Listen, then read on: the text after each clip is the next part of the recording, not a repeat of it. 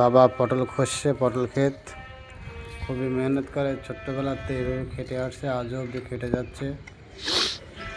এত পরিশ্রম করে জীবনে একটাই কষ্ট যে বহুত ইচ্ছা ছিল যে কিছু করবে, কিন্তু খাটলো সেই হিসেবে কিছুই পেল না। দেখি দেখা লাস্ট শেষ